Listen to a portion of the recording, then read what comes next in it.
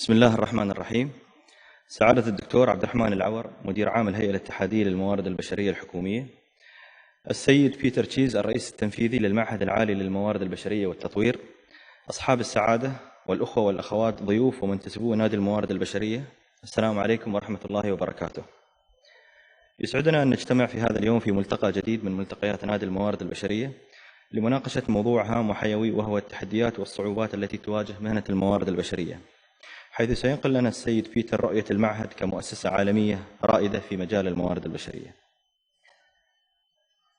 يعتبر المعهد الإداري لتنمية الموارد البشرية مؤسسة غير حكومية تأسست في العام 1913 في المملكة المتحدة، وهي معنية بالأساس بتطوير الموارد البشرية، ويبلغ عدد أعضائها أكثر من 130 ألف عضو من مختلف أرجاء العالم، وموزعين على مختلف قطاعات العمل الحكومية منها والخاصة. يقوم المعهد بإعداد بحوث ودراسات وتقديم حلول عصرية حول العديد من الجوانب المتعلقة بالموارد البشرية، منها على سبيل المثال وليس الحصر البرامج القيادية، الطرق الحديثة للإدارة، التعليم والتطوير، واستراتيجيات الحوكمة لجعل جهات العمل أكثر كفاءة وإنتاجية، وأيضا صقل مهارات الموظفين والتنفيذيين، وذلك من خلال دورات متخصصة. وقد قامت الهيئة الاتحادية للموارد البشرية اليوم وكجزء من دورها وهدفها الاستراتيجي الرامي إلى ترسيخ منظومة تشريعية متكاملة لإدارة الموارد البشرية في الحكومة الاتحادية وفق أفضل الممارسات العالمية، بتوقيع مذكرة تفاهم مع المعهد تنص في مجملها على الاستفادة من خبرات المعهد في شتى مجالات الموارد البشرية. أما الآن فاسمحوا لي أن نرحب بالسيد بيتر تشيز، الرئيس التنفيذي للمعهد، فليتفضل مشكورا. Thank you, Ibrahim, and good afternoon, Your Excellencies, ladies and gentlemen. It's a real pleasure to be here in Dubai, I've been on a fairly intensive trip over the last 4 or 5 days across different countries in the GCC. So we were in Riyadh on Sunday, we were in Bahrain on Monday, Tuesday, and here in Dubai on Wednesday. What's today? Wednesday, yes, Wednesday and Thursday.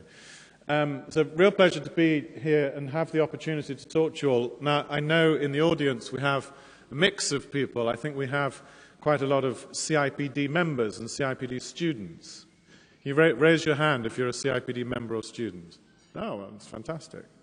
Well, it's a particular pleasure to see you and everybody who I know participates in the HR club. So I'm sure Ibrahim said it in the introduction, but I've been Chief Executive at the CIPD for 2 years now, or just over 2 years. And what I'm going to talk to you about is why I think that we are in such an exciting and interesting time for our profession. So I'm going to be talking quite a lot about the context that we see. Why are these issues of people, if you will, so high on the agenda? And I'm going to talk about some of the particular themes which we think are really important today as we think about managing and building better workforces and better organizations. And then I'm going to talk to you a little bit about what we are doing as the CIPD. How do we see the evolution of the profession and the skills and capabilities? Now, I'm also going to switch to a mobile mic, so hopefully this will work. Can you hear me? Oh, yes, you can. Now, because I like to move around. So, this is the title of what I'm going to talk about. It's the changing context. And the first thing I think which is important to understand from how we look at this is I think we're seeing real change in how we think about these issues from a business perspective and indeed from a political perspective. Because as we've traveled across the region in the last few days, and indeed our conversations in parts of the world like Asia, as well as, of course, in Europe, is these issues of people, of human capital, of the workforce, have never been more important on the political agenda as well. So I think we are genuinely at an inflection point of thinking for business. What makes good business? How do we manage people better? And that, to me, also creates, if you will, a huge opportunity for HR. But we also know we need to step up as a profession. We've done quite a lot of market research already across the region, and many of you who are CIPD members contributed to some of that research. And amongst the things that you told us were, where did you see some of the biggest gaps in capability in HR? And a lot of it talked about the more strategic capabilities that we need to have, how we engage with business at the highest levels on these kinds of agendas. You also told us about things like more commercial skills, in HR, and I will talk about that further because I think that's very important. So, as I say, we've got this huge opportunity, but I think also the need to step up. So what are some of the things which are driving the changes in thinking, or why we think it's an inflection point? Well, you can look at all sorts of models, and this is a model, it's called a PEST model, political, economic, social, and technological change that is happening in the world today. The first one's on political, I think, it's about globalization. You know, I have spent my professional career working around the world, and there's no doubt in the last sort of 10, 15 years, and on an accelerating basis, is globalization. And I think the thing that will determine the future success of economies as well as businesses will be their human capital. It'll be their people, the skills of their workforces, and how aligned those workforces are. And particularly in smaller countries, it's about I'd put it this way, what are we going to be famous for in this region that we will contribute to the world economy, to the global economy? And I've been working with businesses over the last 10 years who are making decisions about where to locate their businesses based as much on access to people and skills as it is access to markets. So this is why this is so strategic. So all this political globalization thing. We've got a lot of continuous regulatory change. And I think what we are clearly seeing in the GCC is an opening up of thinking about how do we engage the workforce, how do we make the most of the talent and skills of the people, of the population. We've got all of the nationalization issues, so we've heard about Saudiization and Bahrainization, Emiratization. How do we get the indigenous workforces upskilled so that we can compete and have a better balance, perhaps, between expats and the indigenous workforce? And that debate is going on in every part of the world that I see. So, as I said, this is why these issues are not just issues for us as a profession. These are issues which are on the political agenda as well. We've got all of the economic things going on. If you were a group of economists, I don't know how many people there are, say 200 people here, we would probably have 400 opinions on what's going to happen next in the economy. Because we don't know. We don't know. We have lived for a long time with a number of certainties in our economies. Usually the economies were going to continue to grow, or the price of gold would continue to grow, or the price of oil would continue to grow. The world we live in now is very, very unpredictable economically. We have just come through what people would call the global financial crisis, which started in 2008. But we're not through that. We are, in reality, not through that. If you look at the economic growth of Europe today, the projected economic growth for Europe is precisely 0%. And even Germany, which was the strongest growing economy in Europe in the last 4 or 5 years, their growth has come off and is expected to be not much more than 1% this year. Contrast that with the growth of Asian economies, but even the Asian economies have been slowing. The growth rate of China has been slowing, the growth rate of India has been slowing. And one of the reasons that this is happening in the developing parts of the world is because of access to skills and talent. Organizations finding it harder to find the kinds of skills that they need, particularly high skills, or leadership and management skills and capabilities. So the economy now is a very difficult thing to predict. And what that says is we've got to create businesses which are more agile and more responsive to change. You can't develop a strategy now for many businesses that says we're going to tell you exactly how the world's going to look in 5 years' time and build a strategy towards that, because we can't predict exactly how the world's going to look in 5 years' time. So these are very fundamental issues as well. And then we've got the social changes. And again, huge social changes going on in this part of the world. But it's also about demographics, about population. Now, the GCC, as in common with Asia, has an advantage over the Western world, and that is the youth of its population. The youth of its population. In Europe, the average birth rate has been for a long time now around 1.6 children per female of childbearing age. You don't have to be a genius mathematician to figure out that is not enough babies being born to keep the population constant. The only thing that is allowing European populations to grow is immigration. It's immigration.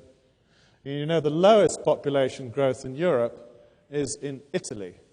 which is quite a surprise. It's a Catholic country. It's had a Prime Minister, Berlusconi, who was a role model for procreation, if you like.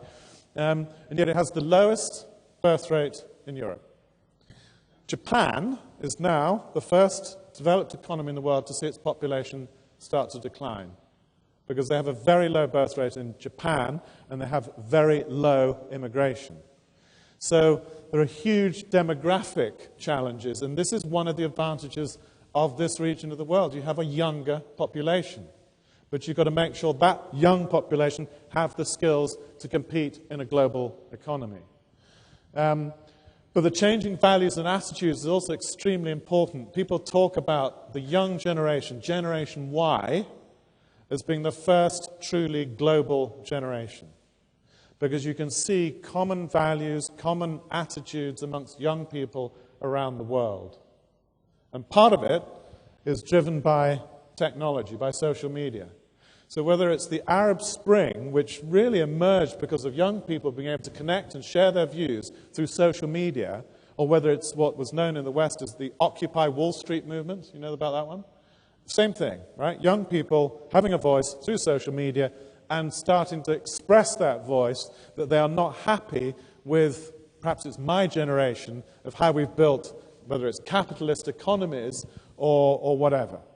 So the changing values and attitudes is really interesting, and I'm going to talk a bit more about that because it's very important. And then the whole notion of what we would today call more socially responsible businesses. So businesses that understand that they have a role in the world which is beyond that of just making money. They have a role in the world in supporting the communities in which they work. They have a role in supporting environment. And it's what's known as the corporate social responsibility agenda. And a lot of that agenda has been driven, in my view, by young people. Young people coming into work and saying, so what do you do as a business? How do you support the community? Why is your workforce not more diverse that reflects the communities in which you work? And this is true for every kind of business. I mean, I've been doing quite a lot of work with media businesses like the BBC. You all know the BBC, right? If you look at their workforce today, and certainly historically, that workforce does not reflect the communities that they serve and broadcast to. It's too Anglo-Saxon, white, male, middle class, educated from the same universities. And that's the sort of stuff that's changing. So whether it's access to skills and talent, or whether it's because you've got to build organizations which are more diverse, that better reflect the communities that they serve, these are all the things now which are big trends in driving our thinking about what a modern business should be about, and what a modern enterprise should be about. And of course, it's particularly true, of course, in the public sector as well. The public sector also needs to reflect the communities which it serves. So diversity and inclusion, in every sense, is a really, really important agenda. And then finally, technology, which is huge. I mean, the reality is one of the reasons why Gen Y has common attributes around the world is because they connect. They're on the internet. We have a generation now that is growing up truly digital. They understand, when they want to find information, they look on the web. They look on the internet. They learn, they communicate in very different ways. But we've also got technology changing the way we work. I read a survey by one of the big consulting firms, Deloitte, last week. They were saying that in the next 20 years, they would project that 1 in 3 of the jobs we do today will be automated. 1 in 3, right? At the same time, we've got technology, which we don't always use in the right way, because we have to design technology around people. And I'll give you a good example. Amazon, you all know Amazon. So Amazon have these huge warehouses, and they have to pick stuff and send it out to the people that have bought their products. They created some clever technology to make that picking process efficient. And what they did is they built these computers that the people who are picking the stock had on their arm, and it told them where to put their arm to pick the right product, right? So, beep, beep, beep, good, burp, burp, burp, bad, right? So, is that a job, is the question, right? What have we done with technology that has created any kind of sensible job or worthwhile job.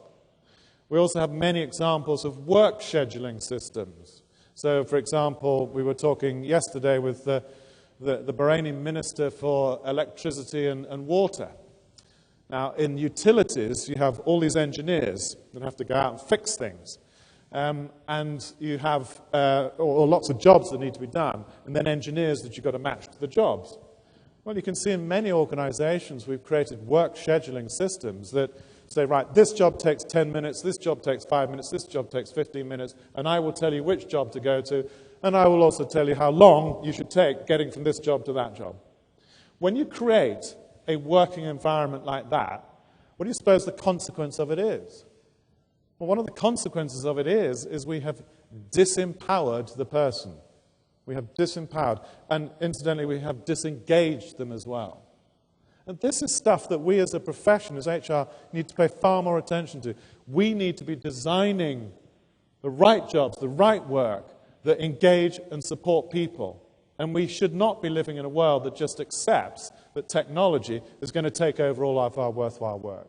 We have to create good work, and we've got to use technology in the right way that creates worthwhile jobs which people can also progress from.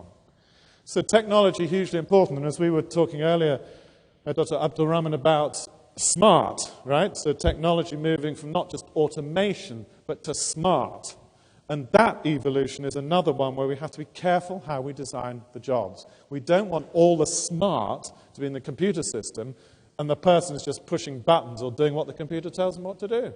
That is not a working environment that I would want to work in or anybody would want to work in.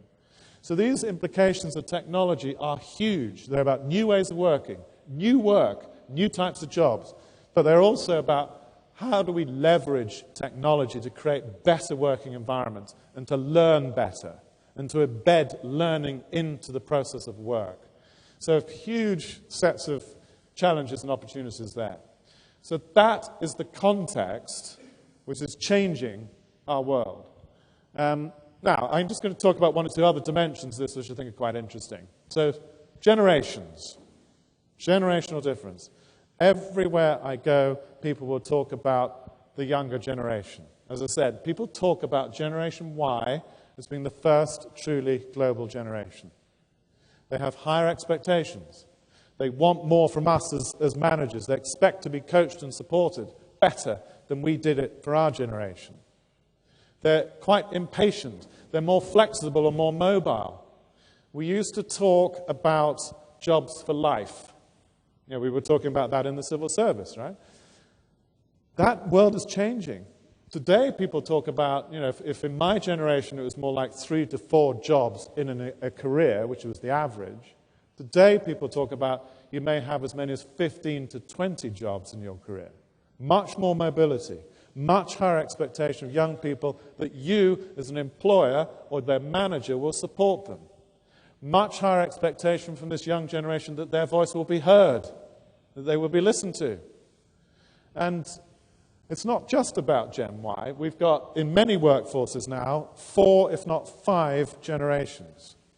I don't know how many of you work in retail, but you know, I've worked in big retail companies. You all know the company Walmart, one of the world's largest commercial enterprises. They have 5 generations in their workforce. When I was working at Walmart 5 years ago, their oldest employee, who was aged 98, died in the workforce. So the next oldest person was 95. 95 years old, right? Because we talk about reinventing retirement now as well, because people will live longer. We have better health care, better education, better food, better nutrition. People will live longer, and they want to work longer. But managing a workforce with these kinds of differences between Gen Y and baby boom generation, and what's the generation behind Gen Y? What's the next generation coming up? Gen Z, Gen Z, right? I have 3 daughters. I have 2 Gen Y daughters, and my youngest daughter is Gen Z or Gen Z. My Gen Y daughters think there's something wrong with my Gen Z daughter because she is so obsessed with technology. She always has her phone, well, it's not usually here, it's here. She'll have her iPad or laptop, And she'll be watching, so she'll be on Facebook, she'll be texting or Instagramming or whatever. And she will also be watching television all at the same time. All happens at the same time, right? And I'll say, I want to change the TV channel and watch the football. And she says, you can't. I'm watching that TV program. And I said, how can you watch that TV program and be doing all of those things as well? And I'll say, what's happening on the television program? And she will tell me instantly. So this even the younger generation, Gen Z, have this facility, and Gen Y have some of this as well, to multitask. I mean, it helps that they're women, because men are very bad at multitasking, as you know. But they multitask in very different ways. Now, what's one of the consequences of that? Well, one of the consequences of that is this younger generation have a much shorter attention span. Much shorter attention span. They get very impatient very quickly. Yeah? So we've got probably a fifth or sixth generation emerging as well. But this is only one example of diversity. I said how important it was to think about diversity and inclusion. We have typically thought of diversity in terms of ethnic, religious, gender diversity, which are very important pieces, aspects of diversity.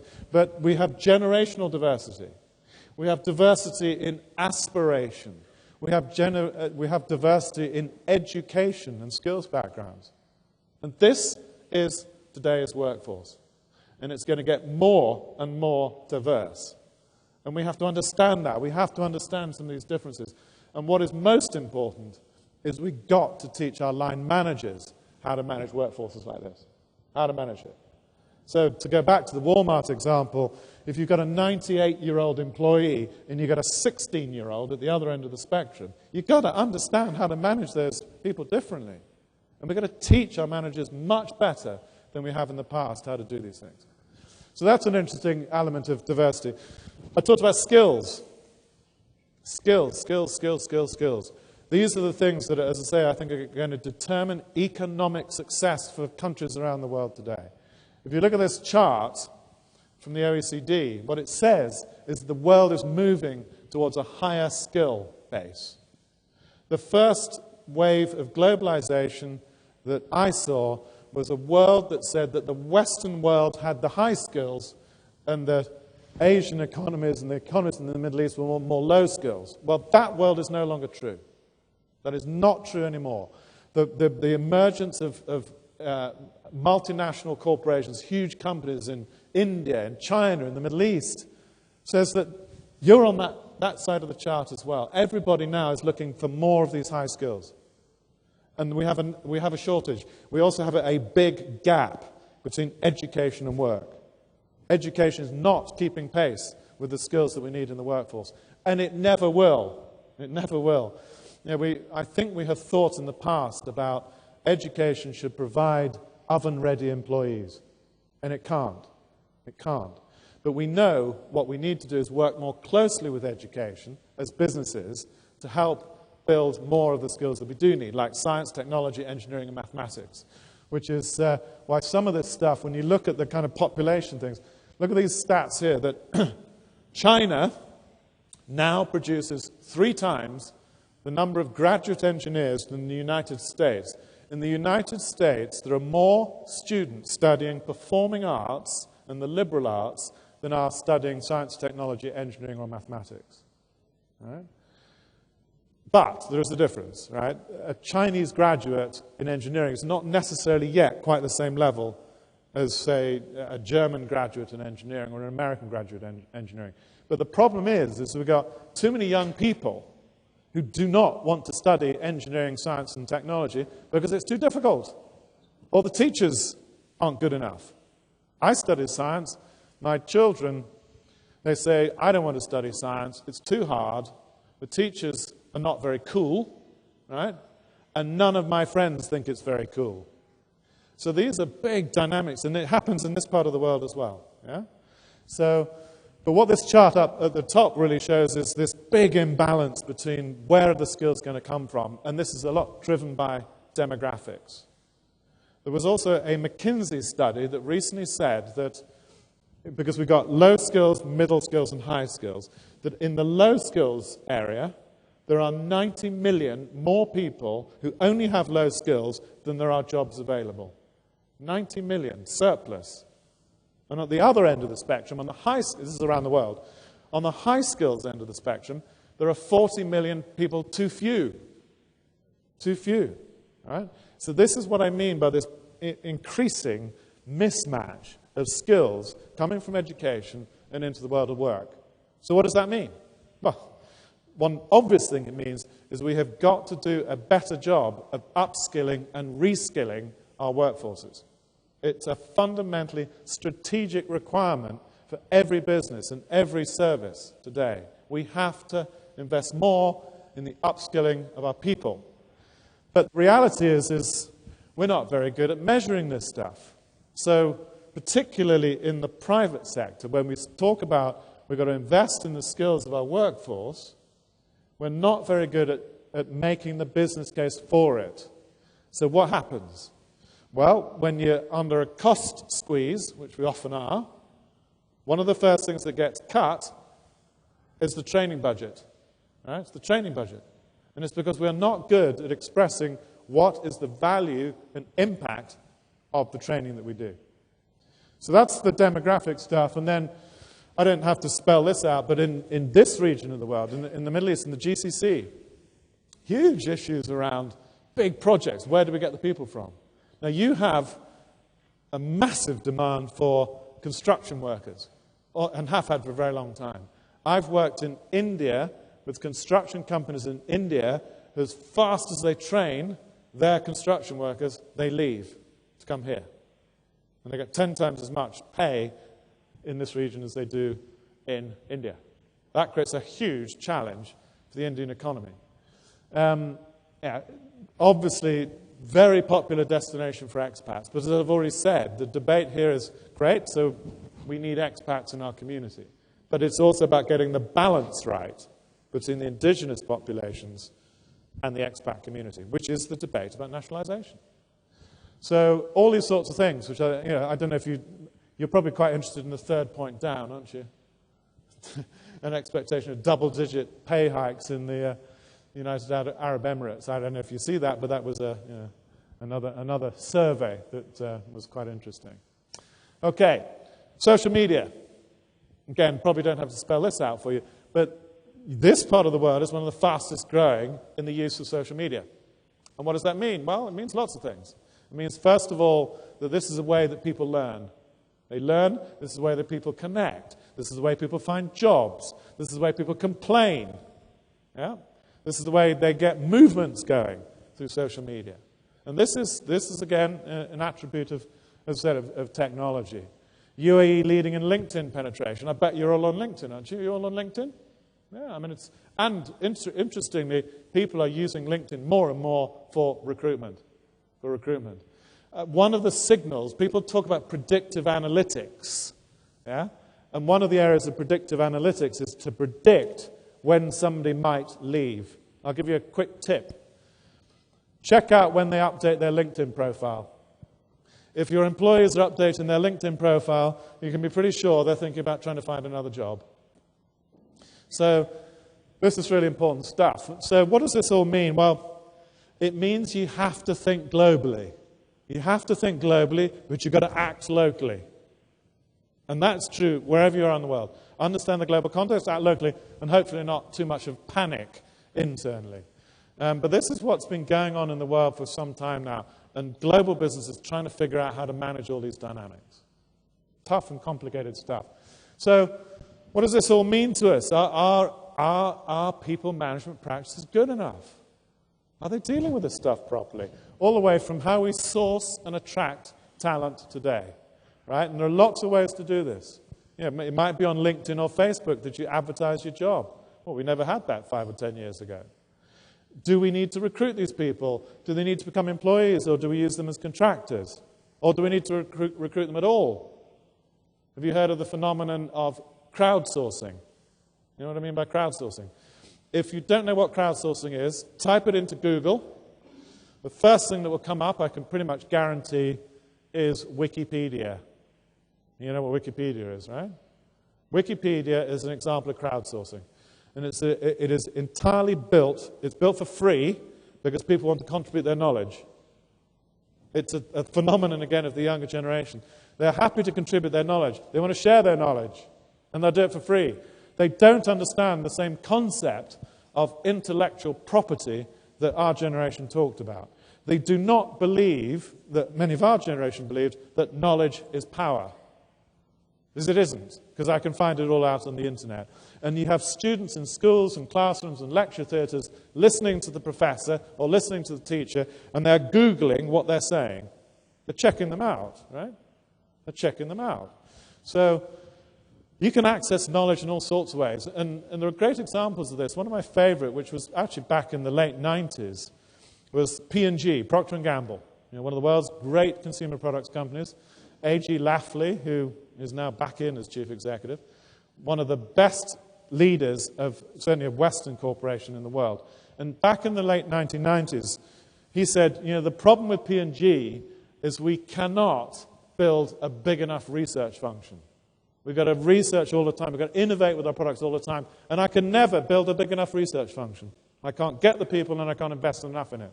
So he said, what I'm going to do, or what we need to do, is we need to ask the public what they think. What kind of products do they want? So we now have this notion of, I suppose it's an American phrase, but a prosumer. Somebody who's both a producer and a consumer. And we talk about co-opetition, competition and cooperation, all happening simultaneously. So what they did at P&G is they created this competition, and they asked their consumers to come up with new product ideas. And that created a whole source of new innovation for the business. So whether it's sourcing, attracting, rewarding, all these sorts of things, recognizing people, all these different aspects of what we think about as people management and HR, they are all things that we need to often challenge and perhaps think differently about. And there are other themes as well. I mean, the first, as I said, I talked a little bit about, is measurement and analytics.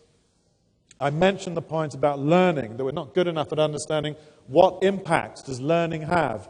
How do we make the business case for learning? For any of you who are familiar with marketing, it always used to be said of marketing, chief executives would complain about marketing and say, we spend a lot of money on marketing. And they would always say that, I know that marketing adds value. And they would say, I know at least half my marketing adds value. The problem is, I don't know which half. And I think it's true of learning. You say, well, we spend a lot of money on our people, and I know it's important, and probably half of it at least is adding value, but I don't know which half. We're not measuring it properly.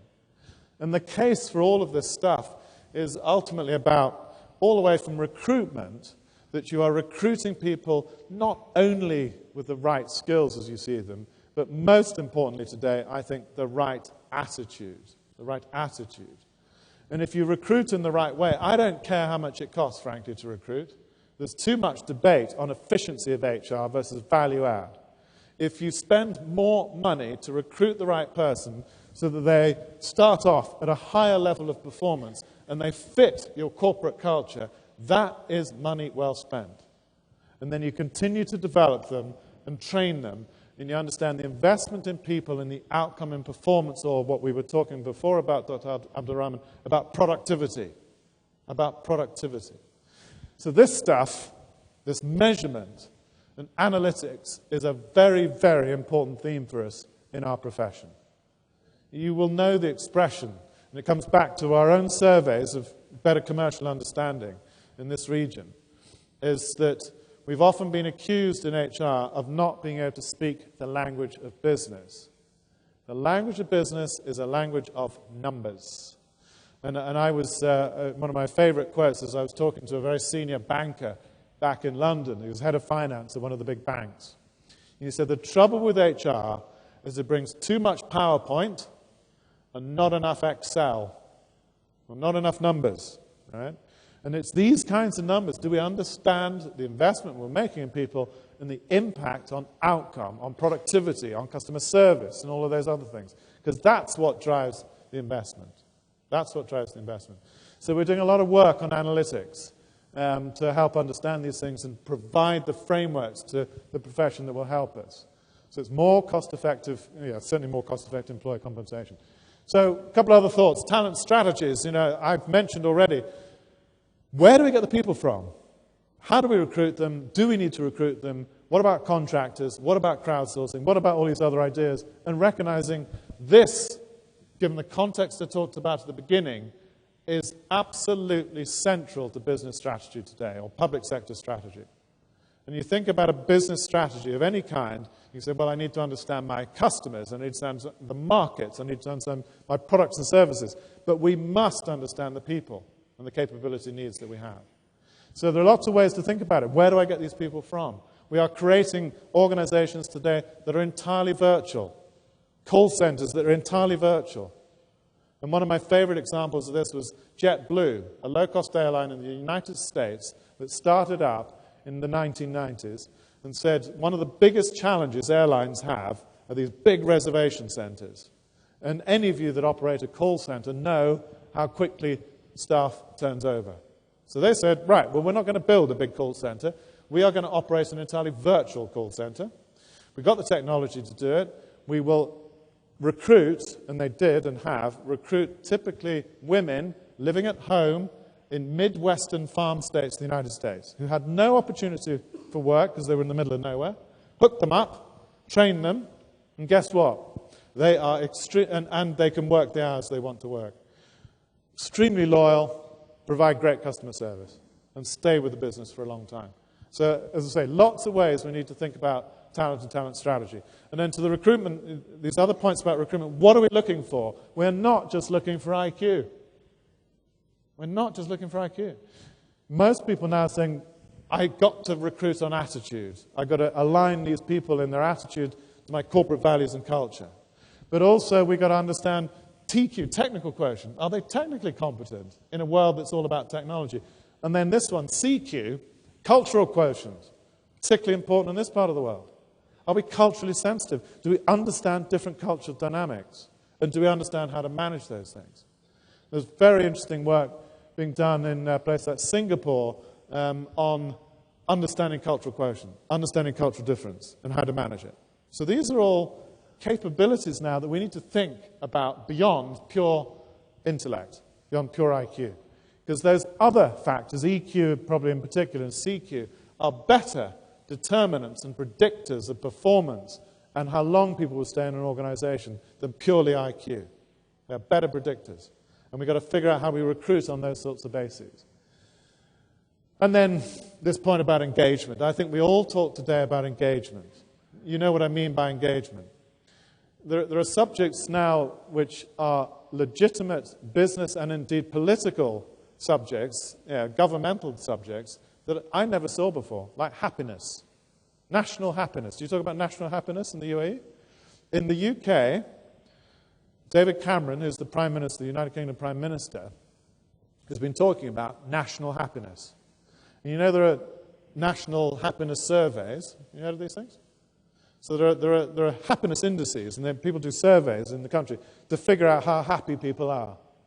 Do you know which is the happiest country in the world? Anybody know? No, not the UAE, not Sweden. Bhutan. Bhutan. I mean, most of us probably couldn't find Bhutan on a map, but Bhutan is happy because people there understand there's more to life than just earning money and work. They're more balanced, right? Sweden actually is also quite a happy country. I suspect the UAE is quite happy. Yeah? You look quite happy. Yeah? So these sorts of things link to the notions of engagement. So we now talk to business leaders, and they talk to us about things like, how do we make people more happy here? Right? And what they mean is that, in our language, they say, how do we make people more engaged? More engaged. And what do we mean by that? Well, what we mean by it, and why is happiness important? Well, happiness is important for lots of reasons. First of all, it's important for well-being. Today, the biggest source of absenteeism at work is stress. It's stress.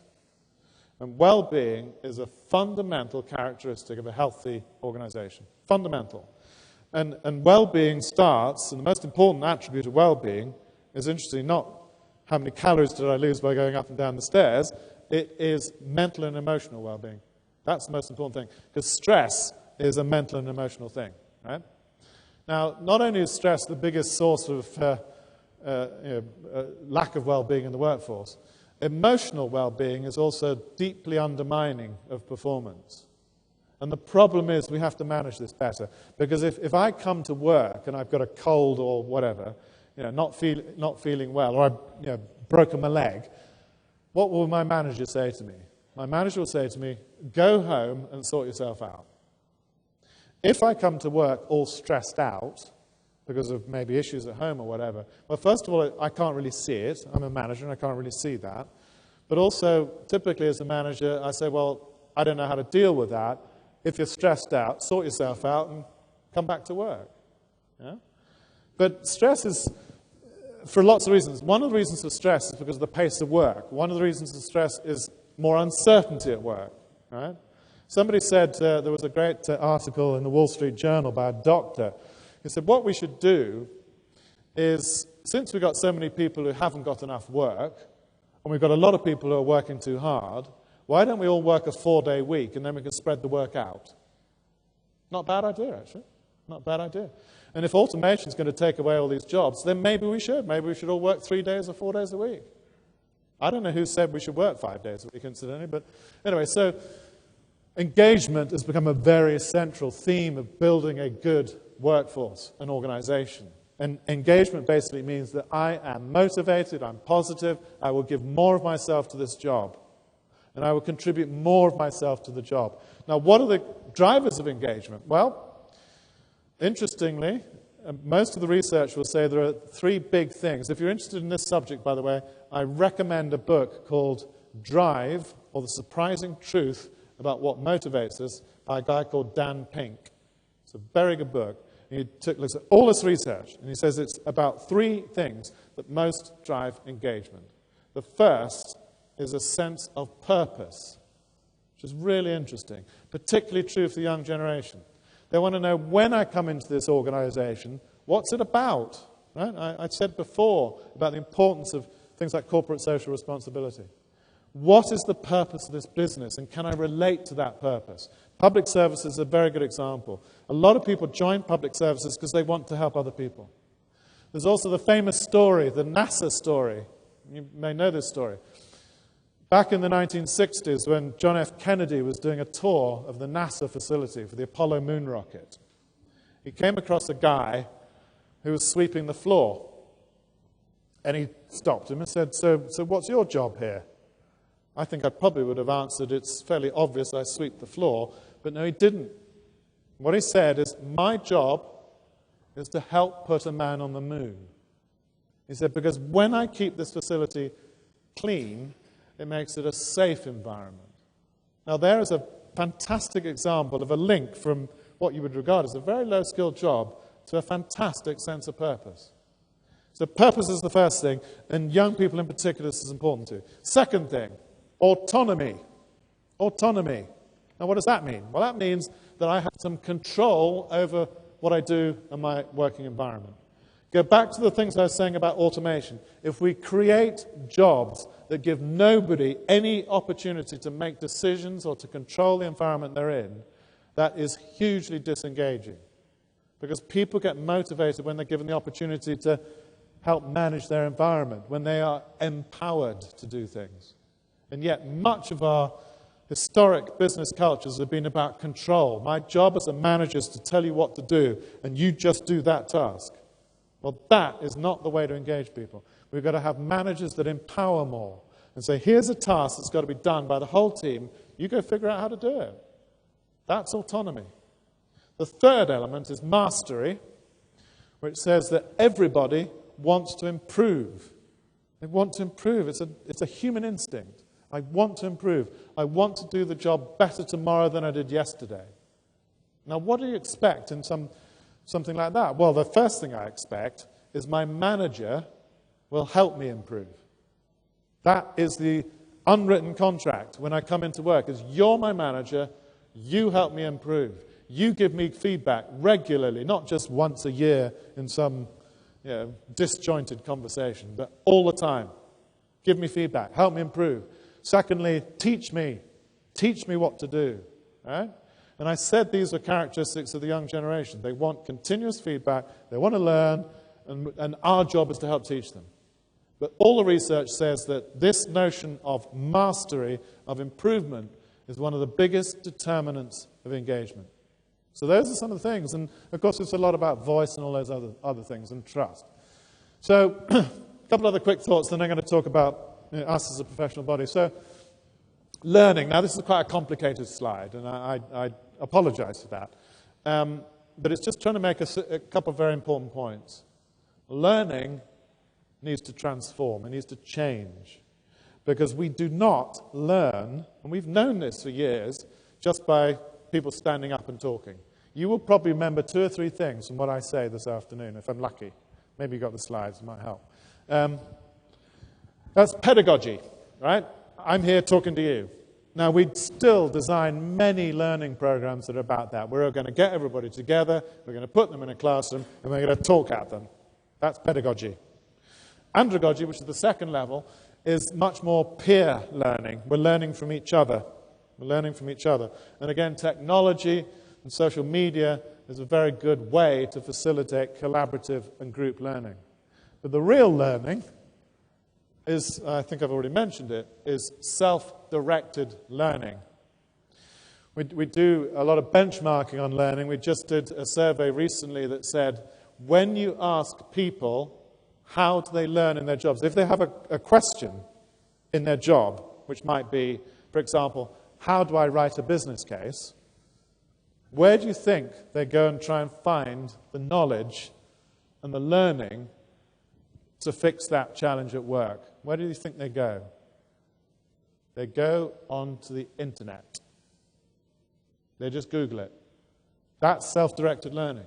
That says I've come across a situation which I don't understand or haven't got the experience for. I've figured out I've got to learn something, and the best way is not to go through the course catalogue of learning programs in my company, or probably even talk to my manager. The instinct is to go straight onto the internet. Type it out, Google search, boom. Here's a YouTube video of how to write a business case. That is self-directed learning. And that's what we need to enable a lot more. And this has got to transform learning and education as well. If you're interested in the challenges of education, I would recommend a YouTube video. It's a TED Talk by a guy called Ken Robinson. And he's an educationalist. It's pretty scary what he says. He says we have got to transform education. Because as I said, the kids at school today, they listen to the teacher, but actually they're really on their iPads Googling stuff, right? And most schools, and I'm sure you do it in the UAE, allow children to have things like iPads in the classroom. And actually what you're beginning to teach them more and more is how to learn for themselves. And that is a transformative thing in learning. It's transformative. And then finally this point about managers. Managers. Who does HR? Who really does HR? The managers. They're the ones that are really doing it. They are the ones, all these things I talked about on diversity. Managing a diverse workforce, managing diverse working environments, managing a team that's working in my office and working virtually, managing people who are working part-time and working full-time. And how do I manage all these people? I mean, let's take a simple example. Performance management, very important process, right? We've got to teach our managers to do this stuff. If I am doing performance management and I've got to evaluate one person who's in front of me every day in my office, and I've got to evaluate them against somebody who's working part-time from home, who am I going to evaluate as performing better? We know where the unconscious bias is. It's to the person I see all the time, because we confuse the idea of being present and working lots of hours with outcome. We confuse it. And we've got to teach managers, and we've got to teach ourselves to do this. This is so important, and we have done a very bad job, I think, by my estimation, most people's estimation, of training line managers. But this is the heart of HR. So this is about HR empowering the organization, not controlling it, empowering it. And trusting the managers, supporting the managers to do these things. Those are what will drive, again, future organizations. And measurement, I've already touched on, so let me skip through this because I want to go to this. So I've talked about a lot of things, and I acknowledge that, because there are a lot of things to talk about and think about. So what we've tried to do is to pull it together into a reasonably simple framework which we think will define the future of our profession and what we have to think about. The circle at the top is the things I started with. The changing context, understanding the changing nature of work, the workforce, and the workplace. This is our professional context, and we must understand it because it absolutely is impacting every single organization. And this is something which drives the strategic agenda for us. Secondly, analytics, which I've talked about, better measurement. So as I said, we are working to develop more common standards, which, my goodness, we need. If I said to you, one simple measure, which we can't define properly today, is headcount. Headcount. How many people do we employ? If you're the head of HR and you have a conversation with the chief financial officer, and then you have a conversation with the chief executive, and you've got a different number to the chief finance officer, which we usually do, who does the chief executive believe? Finance, right? Well, it's crazy. We should have a common definition. We should be working with finance. So that's what we're trying to do, is to develop standards. Because believe me, this stuff on measurement of human capital is not just an HR agenda. This is a critical agenda for economies, for educational systems. It's a critical agenda for finance, because finance haven't got this stuff right either. I don't know how many of you are financially trained, but finance today measures through profit and loss statements and balance sheets and all these other things, on average, less than 30% of enterprise value. Less than 30%. The rest of the value of enterprise is so-called intangible, which is just accounting speak for I can't measure it. Now, what are the big determinants of intangible value? First of all, it's people, because people are the biggest source of value. They're the biggest asset we have. They're the only asset that can self-improve. They're the only asset that walks in and out of the door every day. And we have got to measure that. So the accountants have got to measure this stuff better as well. So we're working with the finance profession, the finance and accounting profession, to define these standards.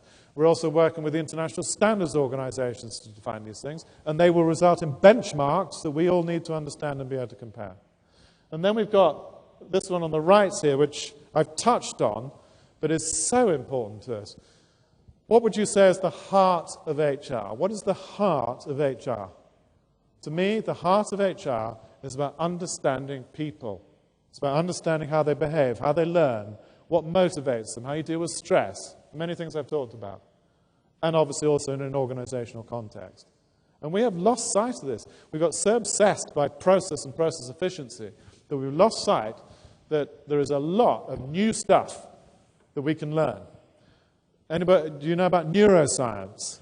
Field of neuroscience. This is about deep understanding of how the brain works, how the brain absorbs information and knowledge, and how we learn, and what motivates us. Huge new research on this stuff, which actually is teaching us things about stress, about motivation, about learning that we need to pay real attention to. Real attention. I'll give you a simple example. Leadership, right? We spend a lot of time teaching leadership.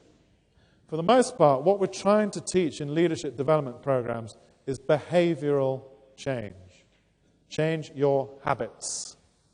Now, if I asked you, how many habits do you think you could change at any one time, what would you tell me? Do you think you could change 5 habits?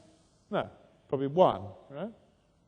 The neuroscience evidence proves that fact. You can only focus on changing 1 set of behaviors at a time, 1 habit at a time, because the brain processes information in a very particular way. It learns something, it absorbs, it rehearses and repeats. And that neuroscience will tell you that. What do we do with our leadership development programs? So often we say, right, we've got this fantastic program that we in L&D or HR have created. It's got all these elements to it. And then we hit the leaders literally with the fire hose and say, you've got to learn this, then you've got to change that, you've got to do that, you've got to do that, and you've got to do that. That's not how people learn. And the science is telling us something different. So this is a really important field as well. So we're working with neuroscientists, with behavioral scientists, with behavioral economists, with positive psychologists. Who studies psychology here? I'm sure a number of you have, right? There's a whole new field of psychology called positive psychology, which always amuses me. You have to put positive in front of psychology, because it emphasizes the fact that a lot of psychology is based on the negative and not on the positive. And what all the science now shows is if you want to change somebody, if you want somebody to learn, you've got to put it in the positive context. Governments are talking about behavioral economics. Read books like Freakonomics, Tipping Point, Nudge. They all say the same thing. You give the positive paradigm, people will respond. You give them the carrot, not the stick. And that's the science that underpins it. So this is really important. And then finally, of course, is what's going on with HR. So here's a simple framework that pulls all this stuff together. So we've got to understand context, we've got to get better at measurement, we've got to go back to the science and the roots of HR, and then we've got to think about HR very differently as a value-adding and enabling function and not a cost and controlling function. And that is the shift that we've got to accomplish. And that's the shift that I want us as the professional body to help with. So, to wrap up, a few thoughts on things that we are doing. So, some of you may be familiar with this map. So we, as a professional body, we're taking all this research and saying, all right, how do we apply this in practice? And what are the learnings, what are the capabilities that we need to build as a profession? And you can see at the heart of this is a lot about insights on strategy and commercial and business skills. And that has to be at the heart, because HR is a business function. And I've talked to many people in HR over the years who will say, and they'll use this expression, I ended up in HR, ended up, by the way, not chose, ended up in HR because I'm not very good with numbers, I don't like numbers, and I'm not very good at technology, but I like people. And I always say, well, did you think of becoming a nurse? Because actually this is a business function. And we've got to see it as a business function. And at the heart of being a business function is we understand the basics of business. Numbers, financial management, things of that nature. So that's also something we're working with the finance profession. We have a strategic collaboration with CIMA, the Chartered Institute of Management Accountants, and we've taken their modules and programs on project management and business case writing and basic financial management and put them into our curricula as well. And interestingly, going the other way, they've taken 15 or 20 of our courses to inject into the finance profession, because the finance profession need to improve their people management. Right? So this is about creating more movement and synergy and cooperation between different functions as well. So that's the framework which we continue to develop. And also these sorts of skills that we need, behavioral skills in the profession. And I think some of these are really important. Courage to challenge, I would put number one. I think as a profession, HR has not been confident enough. We've often been beaten down. The world I described is the world that we're in, and that is why we're at an inflection point for thinking. And that is why, as a profession, we've got to stand up and challenge. We've got to challenge business leaders on, are they building the right kind of organizations? Is the culture and behavior right? Have we thought strategically about capability? And we must challenge on this more. And we must also teach business leaders on these sorts of things as well. And as I said, the debate could not be more different from what it was a few years ago. These are the debates that are on everybody's agenda, on the government's agenda, on businesses' agenda, business leaders' agenda, on the finance agenda and everything else. But we must have the confidence to challenge and to be part of that strategic debate. And that's something, through our own surveys in this marketplace that you called out as well. We've got to be able to be more strategic and challenge business and public service and so forth at the highest levels about how you build good organizations and what a good organization means. So finally, is how do we pull all of these things together? How do we pull it all together, and how do we think about the profession for the future? Well, up on the left there is what I've already talked about. So what competencies and capabilities do we need in our profession for the future? So more business and financial understanding, more metrics, those sorts of things. How do we build the right curricula to support that development? And how do we think about recognition and professionalization? Because in that box on the right is this notion of becoming more professional. Now, what do I mean by that? Simple example. If I talk to a CFO and say, tell me about the professional skills, competencies, and accreditation of your team, what will they tell me? Well, they'll start off by saying, I'm a chartered accountant, my team are chartered accountants. They're members of ACCA, or they're all qualified. And they're all members of professional bodies. And they're all doing their continued professional development. I talk to the head of HR, what do I hear? Well, typically I'll hear, I did my CIPD quals or SHRM quals or whatever back in 1980. So that's very interesting. Have you done anything since then? No, not really. What about your team? Well, I don't know what they do. I mean, I'm exaggerating to make a point. But this is about being a profession. And to be a profession, we've got to take ourselves seriously. We've got to build the right skills. We've got to accredit and recognize ourselves. And and that is also, incidentally, a basis for greater confidence. So in the UK now, in the banking sector of all places, and some of you probably come from banks, this is the debate that's going on.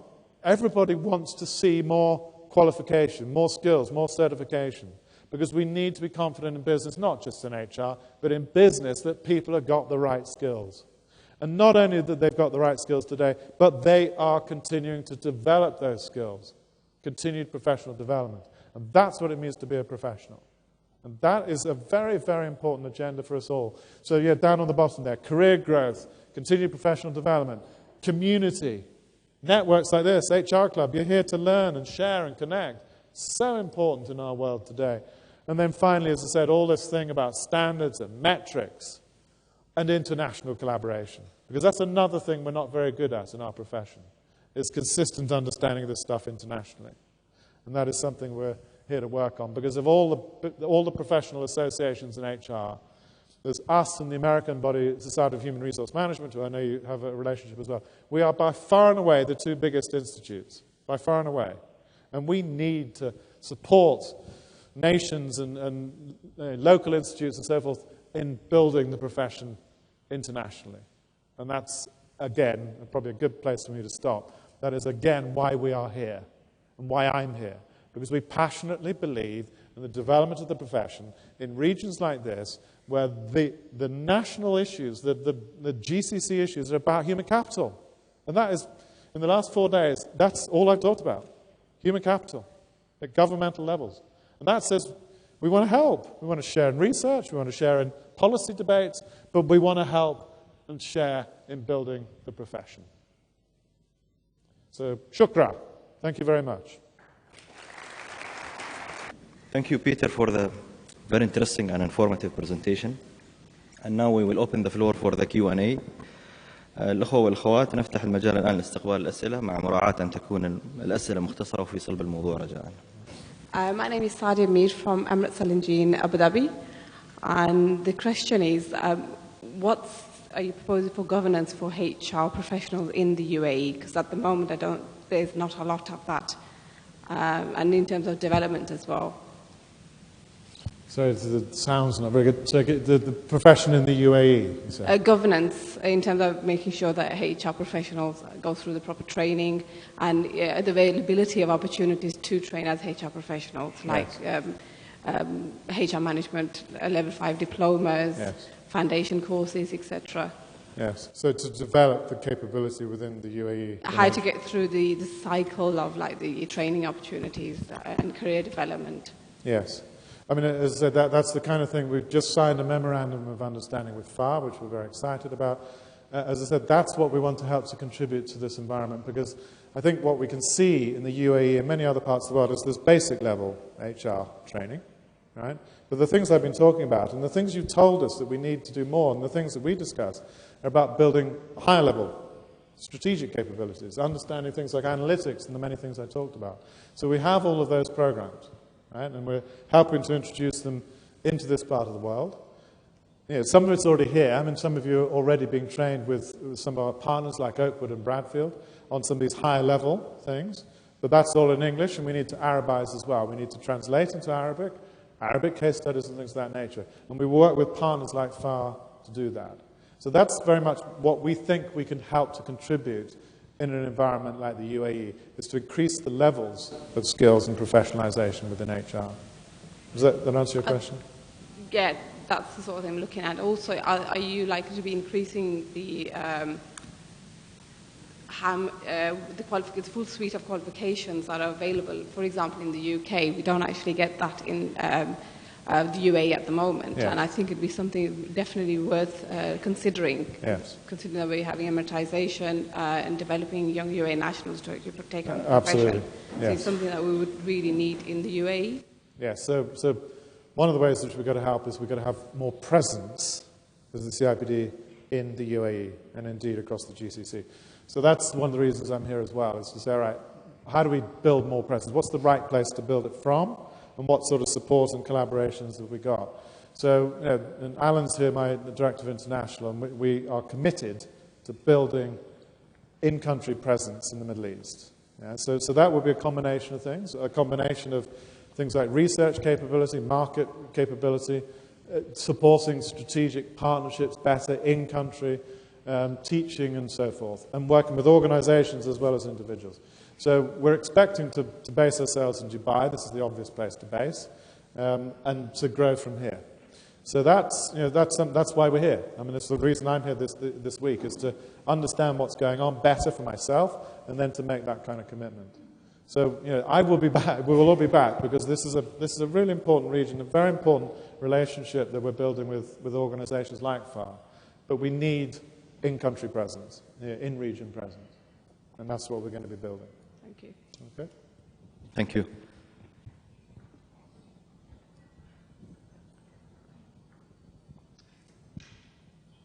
Can I start? Yes. Assalamu alaikum. My name is Badran Al-Hinai, and I come from a company called MB Holding in Muscat in Oman. I'd like to start by thanking you, Peter, for this very interesting, very thought-provoking presentation. I think it's very, very good. And I don't have a question, but a comment.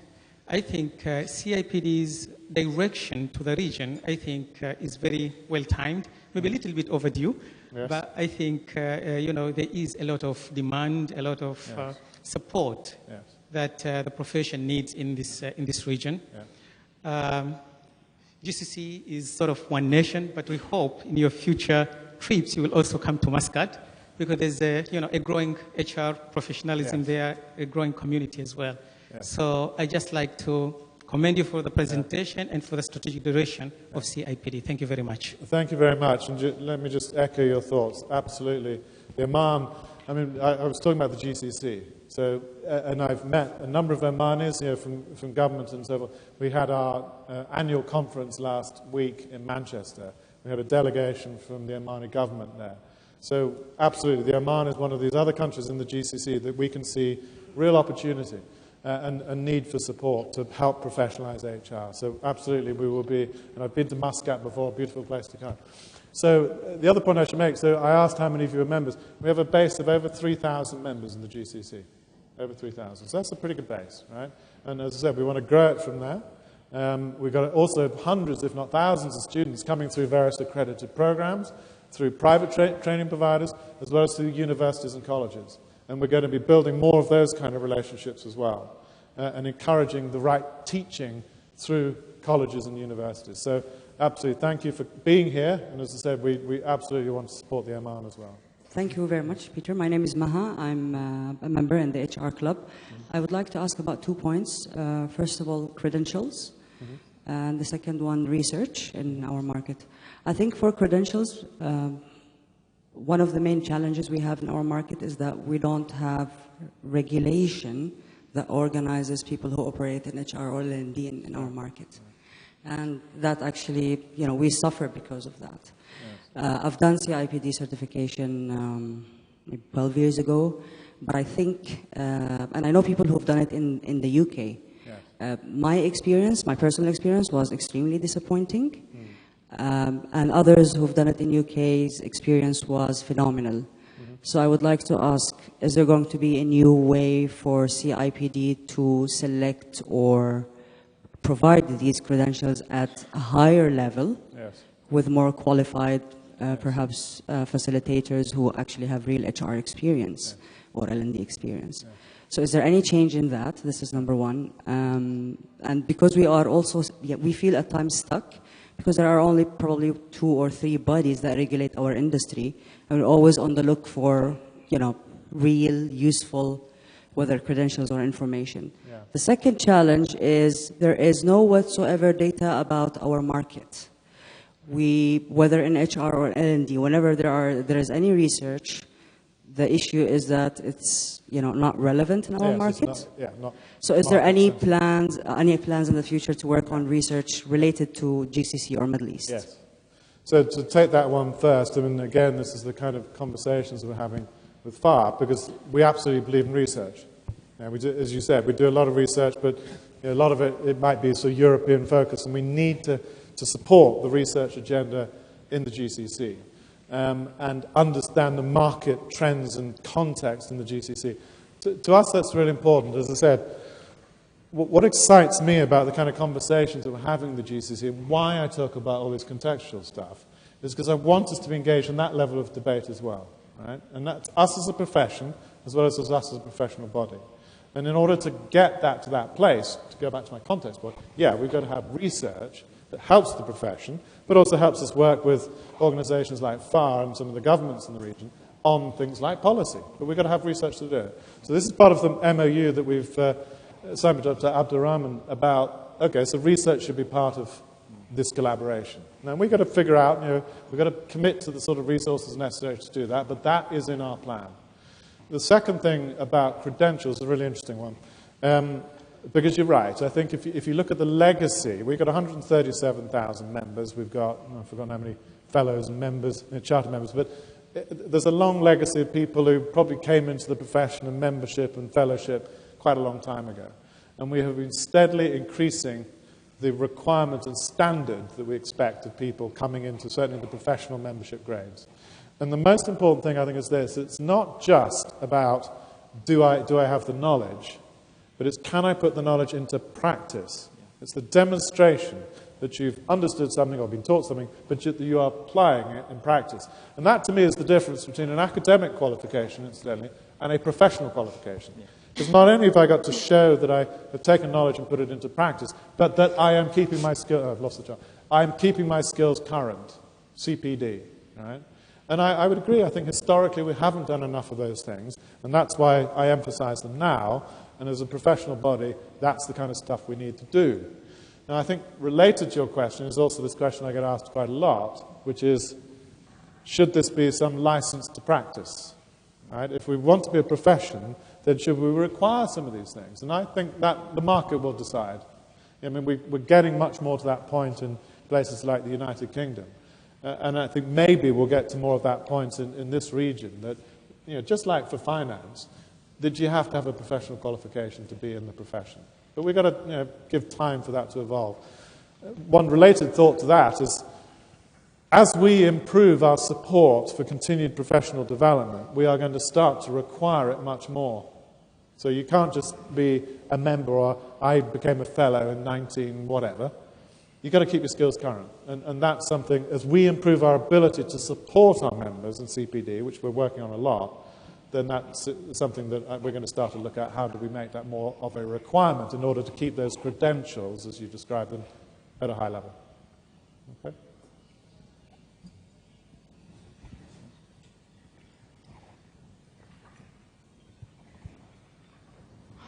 Excuse. Is the Arabic translation coming over okay? Yeah, I could hear it. There's always a lag time, but... Hi there. My name's Claire. I work for Alpha Tame Carillion. I'm an HR business partner. Thank you very much. That was really interesting. I wanted to ask you about the looking forwards with the next generation. So you have Generation Y, Generation Z, have this short attention span.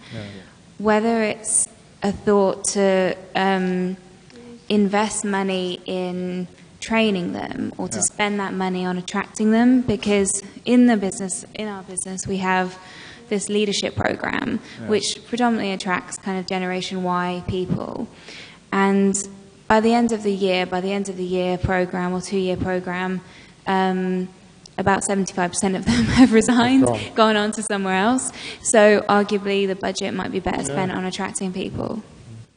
It's a great question because, as I said, yes, with Generation Y, and this is more and more of a feature of the modern workforce, as I said, people are more mobile. They will come in and out of organizations much more frequently. So it's a great question. I'm sure it's a question that your chief executive asks you, right? Because business leaders saying, why am I spending all this money training these people when they just leave? Am I training them to leave to join the competition? So that goes back to what we measure and how we understand these things at one level.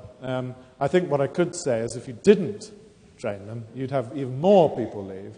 But this is why the context point is so important, because if what you're describing is just what's going to happen anyway, Gen Y will keep moving, I can't not train them, but I've got to figure out how I might give them more opportunities in my organisation, because it's not just the fact that you're training them.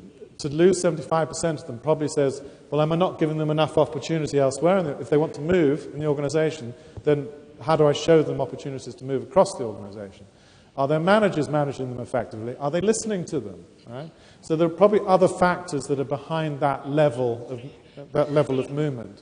But it's a very interesting question, which is why, as I said, it is so important for us to understand what we are looking for to measure and linking things like training to productivity and retention.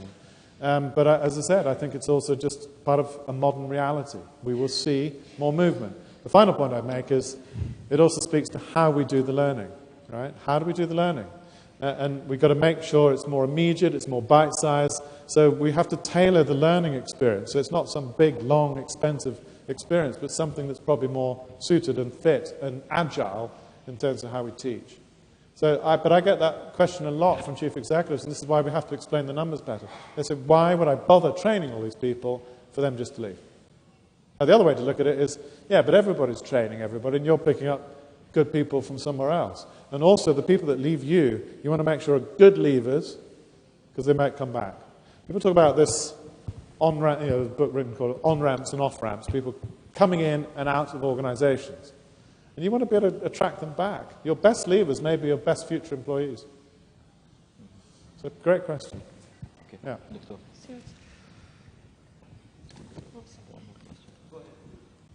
تسلم دكتور.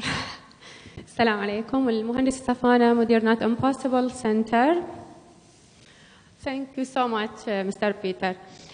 طبعا الافكار اللي طرحت ويعني من مستر بيتر هي تواجهنا طبعا بالشرق الاوسط كثير من عندها، والتغير السريع اللي بطريقه العمل والقوى العامله طبعا اكيد اثر كثير على احنا نقول البطاله بعض الاحيان. قسم من الناس يقول اثرت علينا التكنولوجيا فانه قلت عدد الموظفين. ليش؟ لانه كثير من الخدمات صارت الكترونيه. طبعا احنا في مركزنا ندعم برامج التوطين وتهيئة الخريجين الجدد خاصة من مواطني الدولة.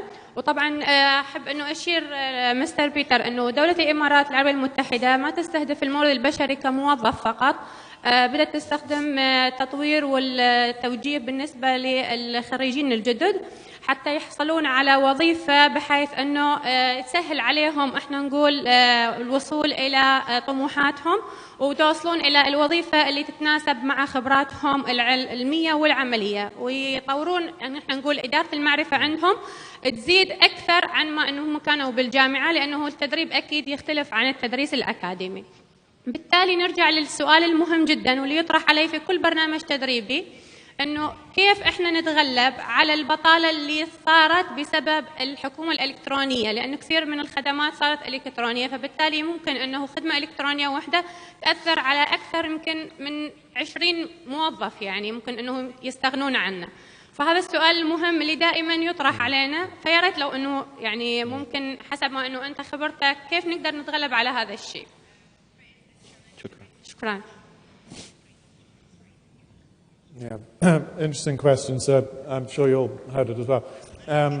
So yes, how do you deal with this fact that we may be having fewer jobs at the entry level for young people, and therefore the jobless rate of young people starts to increase? I think at the moment in the UAE, it's probably not, I think the unemployment rates of young people are not so high as some other countries. We were talking earlier about some of the unemployment rates of young people in Europe, which are terrifying. So Spain has an official unemployment rate for their young people of over 50%. So terrifying. Now, why has that happened? Well, in part it may be, to your point, because there's more automation, and automation has removed some of these entry-level jobs.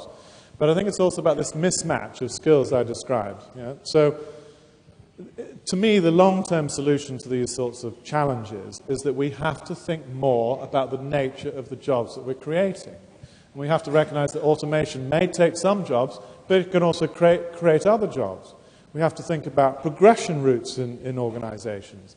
So this is why I started with this context, because this is stuff that will be the long-term determinants of things like youth unemployment, about the human capital of countries like the UAE. So I think it's in our hands to define and to develop the kinds of jobs that are relevant to young people, and then to help the educational system and to help young people understand how to get those jobs.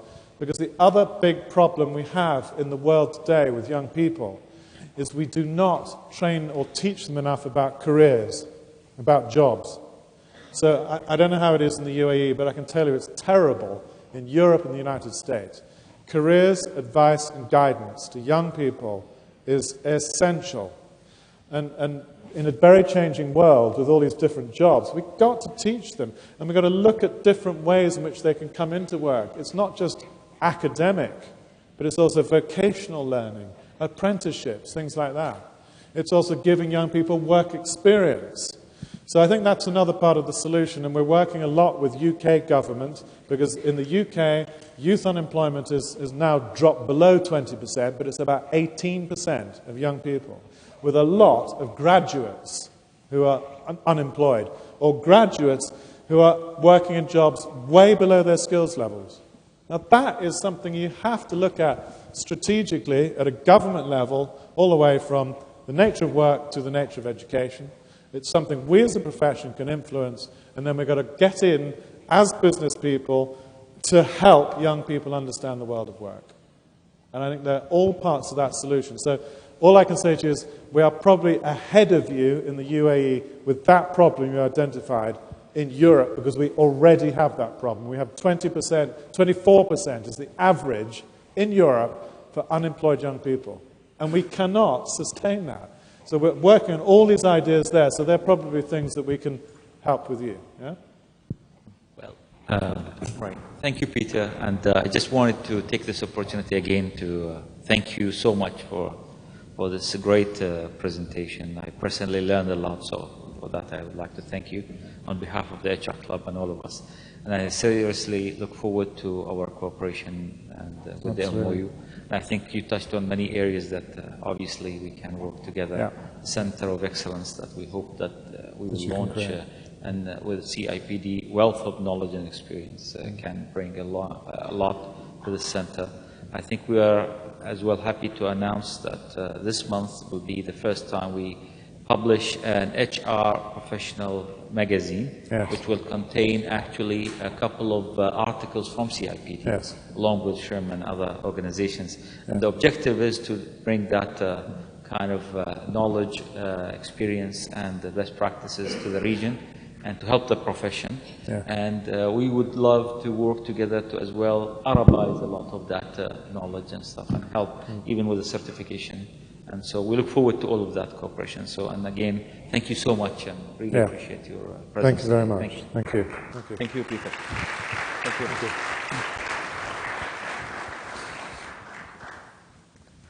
الأخوة والأخوات منتسبو نادي الموارد البشرية، نشكركم على اهتمامكم وحرصكم على حضور فعاليات النادي، ونأمل اللقاء بكم في لقاءات قادمة بإذن الله. والسلام عليكم ورحمة الله وبركاته. شكرا.